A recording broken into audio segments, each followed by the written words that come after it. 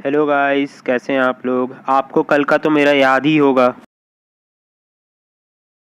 They ask you how you are, you just have to say that you're fine when you're not really fine, but you just can't get into it because they would never understand. तो मुझे कल highway पे देखने मिली थी widening of payment on horizontal curve, पर इसके साथ मुझे एक और इंटरेस्टिंग चीज़ देखने मिली थी, वो थी हॉरिजॉन्टल ट्रांजिशन कर्व। अब ये हॉरिजॉन्टल ट्रांजिशन कर्व भी बहुत इंपॉर्टेंट होता है। असल में होता ये है कि जब हम एक कर्व दे रहे रहते हैं टर्निंग में, हाईवे में, तो अगर हम उसको सीधा सर्कुलर दे दें तो वैसा ना देखें, क्योंकि हम एकदम सर्कुलर, अगर एक बार में एकदम सर्कुलर कर्व दे देंगे तो हम गाड़ी मोड़ना, हमें एकदम से गाड़ी मोड़ना पड़ेगी, हम ग्रेजुअली नहीं मोड़ पाएंगे, हमें एकदम इमीडिएटली गाड़ी मोड़ना पड़ेगी, जिससे बहुत कठिन हो जाएगा गाड़ी चलाना वहाँ पे। इसलिए हम क्या करते हैं, पहले स्ट्रेट रोड देते हैं, फिर हल्का सा टर्न देते हैं, फिर हल्का सा टर्न देते हैं, फिर हल्का सा टर्न देते हैं, फिर एक सर्कुलर कर्व देते हैं पीक पे, फिर हल्का हल्का हल्का हल्का टर्न करके फिर से उसे सीधा कर देते हैं। इस पूरी डिज़ाइन को कहते हैं हॉरिजॉन्टल ट्रांजिशन कर्व। टर्निंग पे जब हम देते हैं तो हम ऐसे डिज़ाइन करते हैं कि हमें एकदम से जर्क न लगे। इसके बहुत सारे पर्पस होते हैं। तो ऑब्जेक्टिव्स क्या होते हैं इसके, या पर्पस क्या होते हैं हॉरिजॉन्टल ट्रांजिशन कर्व के। सबसे पहला होता है gradual introduction of centrifugal force to facilitate the jerk free movement. इसका मतलब ये हो गया कि अगर मैं बियर की बोतल एक हाथ में पकड़ा हूँ और एक हाथ में मेरी गाड़ी का स्टीयरिंग है, तो अगर एकदम से सर्कुलर कर्व आएगा और मुझे एकदम से गाड़ी मोड़ना पड़ेगी तो वो जर्क के कारण मेरे हाथ से बियर की बोतल गिर जाएगी। अब मेरे को लगे ना लगे, लेकिन बियर गिर गई भाई, नुकसान हो गया। तो अब वही, मैं इंजीनियर हूँ इसलिए मैं नहीं चाहता मेरी बियर की बोतल गिरे, तो मैं क्या करूँगा, ट्रांजिशन कर दूंगा कि आराम आराम से गाड़ी मोड़ता रहूँ, बियर के शॉट्स लगाता रहूँ, कुछ ना हो। अब इसके बाद to enable the driver to turn the steering gradually, वही वही आराम आराम से गाड़ी मोड़ूँ। Gradual introduction of extra widening, बहुत, ये भी एक लाजमी सी बात है। एक्स्ट्रा वाइडनिंग एक साथ ना आ जाए, हॉरिजॉन्टल सर्कुलर कर्व पे ज़्यादा रहे और ट्रांजिशन पे थोड़ी कम रहे। अब उसके बाद आता है gradual introduction of super elevation.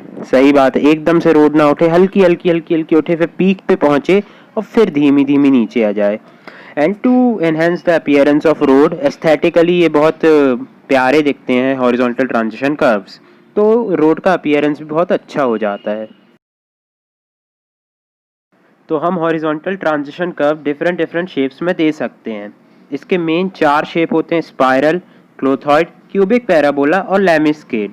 अब लेमिस्केड एंड क्यूबिक पैराबोला कुछ ज़्यादा ही सिंपल हो जाते हैं, और आईआरसी हमें कहता है कि स्पाइरल देना चाहिए। आईआरसी मतलब इंडियन रोड कांग्रेस, वो राहुल गांधी वाली कांग्रेस से थोड़ी अलग होती है, पढ़े लिखों की कांग्रेस होती है ये। तो इसने रिकमेंड किया है स्पाइरल और या फिर क्लोथॉइड, और स्पाइरल और क्लोथॉइड लगभग लगभग सेम से ही होते हैं, उनका मतलब शेप लगभग सेम ही होता है। तो मेरी ट्रांजिशन कर्व की लेंथ डिसाइड करने का, कितना लंबा हो मेरा ट्रांजिशन कर्व, उसके अलग अलग मेथड्स होते हैं। तो सबसे पहला आता है length on the basis of rate of change of centrifugal acceleration. मतलब हम जब टर्निंग ले रहे होते हैं तो हमारा सेंट्रीफ्यूगल एक्सेलरेशन किस रेट से चेंज हो रहा रहता है, उसको डिनोट करते हैं सी से, और उसका यूनिट क्या होगा, मीटर पर सेकंड स्क्वायर एक्सेलरेशन का, एंड रेट ऑफ चेंज का पर सेकंड एक और आ जाएगा, मतलब मीटर पर सेकंड क्यूब।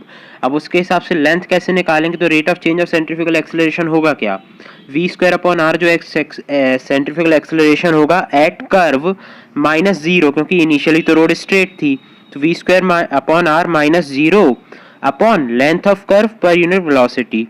तो इससे लेंथ ऑफ कर्व का फॉर्मूला आ गया V cube upon C R, और इसमें c होता है rate of change of centrifugal acceleration. उसका एम्पेरिकल फॉर्मूला होता है उसकी वैल्यू निकालने के लिए 80 upon 75 plus v, and point to be noted कि v इन मीटर पर सेकंड रहेगा, ऐसा यूनिट्स में रहेगा, v किलोमीटर पर आवर में नहीं रहेगा।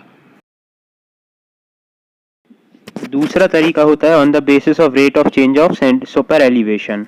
अब rate of change of super elevation होता क्या है वो मैं आपको क्वेश्चन में समझा दूंगा। अब on plain and rolling terrain इसकी वैल्यू आती है 35 into V square upon R, और प्लेन एंड रोलिंग टेरेन का मतलब होता है कि हमारा जो नेचुरल स्लोप है ग्राउंड का, वो या तो एकदम हॉरिजॉन्टल हो, या फिर बहुत ही कम हो, मतलब जीरो के एकदम बहुत करीब हो, मतलब हमें लगे ही नहीं कि हम थोड़ी उठे हुए ग्राउंड पे चल रहे हैं, मतलब कर्व्ड या फिर मतलब वर्टिकली कर्व्ड ग्राउंड पे चल रहे हैं, हमें ऐसा पता ही ना चले नेचुरली। उतनी कम अगर हमारी नेचुरल स्लोप है प्लेन एंड रोलिंग टेरेन, तो हमारी लेंथ हो जाएगी ट्रांजिशन कर्व की 35 into V square upon R. और अगर हमारी माउंटेनियस है, स्टीप टेरेन है, मतलब माउंटेनियस मतलब हिली एरिया है, उठा उठा एकदम हमें लगता ही है कि ऊपर की तरफ जा रहे हैं या नीचे की तरफ आ रहे हैं, वैसी टेरेन है या फिर स्टीप है एकदम, तो 12.96 into V square upon R is the length of transition curve. तो जो हम कर्व की लेंथ प्रोवाइड करेंगे वो मैक्सिमम होगी इन दोनों मेथड्स की, मतलब on rate maximum of the on the basis of rate of change of centrifugal acceleration या फिर on the basis of rate of change of super elevation. इन दोनों ही फॉर्मूलेज से हम निकालेंगे एंड जो ज़्यादा वैल्यू आएगी हम उसके लिए हमारा ट्रांजिशन कर्व डिज़ाइन करेंगे उस लेंथ के लिए, क्योंकि भैया ज़्यादा वाले के लिए करेंगे तो कम वाला ऑलरेडी सेटिस्फाई हो जाएगा इसलिए।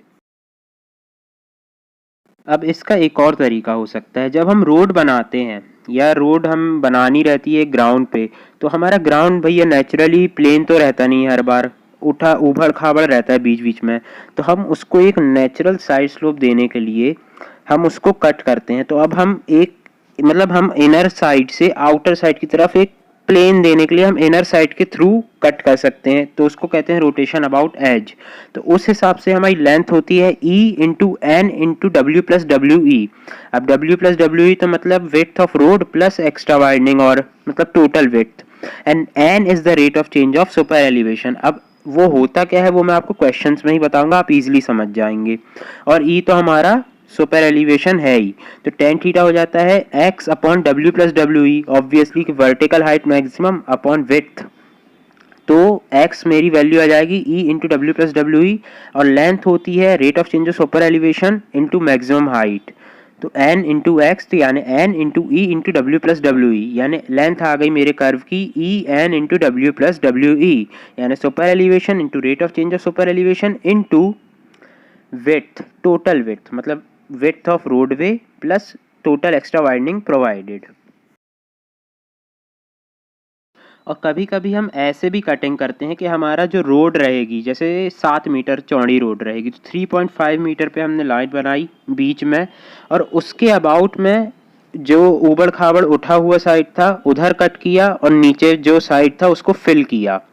ये होता है रोटेशन अबाउट सेंटर लाइन, तो उसमें ऑब्वियसली आधी हो जाएगी विड्थ जो हम जहां से हम सुपर एलिवेशन डिजाइन करेंगे। सुपर एलिवेशन तो कांस्टेंट रहेगा क्योंकि टेन थीटा हम टेंजेंट जहां से भी बनाए कर्व पे टेन थीटा तो सेम आना है, तो सुपर एलिवेशन सेम रहेगा लेकिन लेंथ हो जाएगी E into N into width का जस्ट आधा, क्योंकि हमने रोटेशन अबाउट सेंटर लाइन किया है। और इन दोनों मेथड्स में rotation about edge and rotation about center line में रोटेशन अबाउट सेंटर लाइन बहुत इकोनॉमिकल होता है, क्योंकि हमने कटिंग एंड फिलिंग साइमल्टेनियसली कर दी, तो हमारा जो मलबा निकलेगा कट करने के बाद जो वेस्ट मटेरियल निकलेगा वो कम निकलेगा, क्योंकि हम साइमल्टेनियसली हम अपना ग्राउंड खोद रहे हैं और एक साइड फिल भी कर रहे हैं कि हमारा प्लेन बन जाए, हमारा मतलब एक स्मूथ ग्राउंड बन जाए। इसलिए जो ओवरऑल कचरा निकलेगा या ओवरऑल जो वेस्ट मटेरियल निकलेगा वो कम निकलेगा रोटेशन अबाउट सेंटर लाइन में, लेकिन इससे क्या होगा ग्राउंड की नेचुरल स्लोप डिस्टर्ब हो जाएगी। तो बेटर मेथड फॉर ड्रेनेज नहीं है ये, और ड्रेनेज के लिए बेटर मेथड है रोटेशन अबाउट एज, क्योंकि उसमें नेचुरल स्लोप हमारे ग्राउंड की डिस्टर्ब नहीं होगी, लेकिन इकोनॉमिकल है रोटेशन अबाउट सेंटर लाइन। तो आइए अब हम क्वेश्चन पे आते हैं। The rate of change of super elevation on a curve road is at with a width of 7.5 meter is specified as 1 in 150। इसका मतलब ये हुआ कि हमारा rate of change of super elevation मतलब ये हुआ कि जब हम आगे बढ़ते हैं तो हम 150 कदम आगे बढ़ाते हैं तो हमारा सुपर एलिवेशन एक ऊपर जाता है, ये हुआ rate of change of super elevation. And the maximum super elevation to be provided in the road is 1 in 20। इसका मतलब हुआ 1 in 20 का सुपर एलिवेशन मैक्सिमम प्रोवाइडेड, मतलब 5/100 मतलब 5% का सुपर एलिवेशन हमने प्रोवाइड किया है। अब the minimum length of transition curve on each and required based on the rate of change of super elevation is, मतलब हमें यही रोटेशन अबाउट एज का क्वेश्चन हो गया ये, क्योंकि हमें रोटेशन अबाउट सेंटर लाइन का कहीं जिक्र नहीं किया है, तो हम by default rotation about edge ले लेंगे इसे।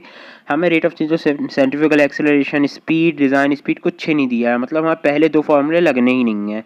हमारा ये रोटेशन अबाउट एज का क्वेश्चन हो गया, हमें एन की वैल्यू दे दी, ई की वैल्यू दे दी, डब्ल्यू की वैल्यू दे दी है, और वो डब्ल्यू टोटल है, डब्ल्यू प्लस डब्ल्यू ई दोनों का सम है वो, तो इसमें एक्स्ट्रा वाइडनिंग भी इंक्लूडेड है 7.5 meter is W plus W E. तो आइए हमें गिवन क्या क्या है। हमें गिवन है width of road 7.5 meter, rate of change of super elevation 1 in n यानी 1 in 150, तो n की वैल्यू हो गई 150। Maximum super elevation is 1 in 20 यानी 0.05 या फिर 5%। अब लेंथ ऑफ ट्रांजिशन कर्व क्या होगी इस बेसिस पे, दो फॉर्मूले लग सकते हैं, ई एन डब्ल्यू या फिर ई एन डब्ल्यू बाई 2। लेकिन रोटेशन अबाउट सेंटर लाइन का कोई जिक्र नहीं था, वो मेंशन ही नहीं था क्वेश्चन में, इसलिए बाय डिफॉल्ट हो जाएगा ई एन डब्ल्यू। तीनों की वैल्यू पुट कर दो, ई की वैल्यू 0.05, एन की वैल्यू 150 एंड डब्ल्यू की वैल्यू 7.5। तो लेंथ आ गई मेरे ट्रांजिशन कर्व की 56.25 मीटर्स। तो गाइज अगर आपको आज का एक्सप्लेनेशन पसंद आया हो तो प्लीज़ इस वीडियो को लाइक जरूर कीजिएगा, नीचे कमेंट जरूर कीजिएगा, चैनल को सब्सक्राइब जरूर कीजिएगा। मैं आपके लिए ऐसे वीडियोस लाता रहूँगा। जब तक के लिए peace out and thank you.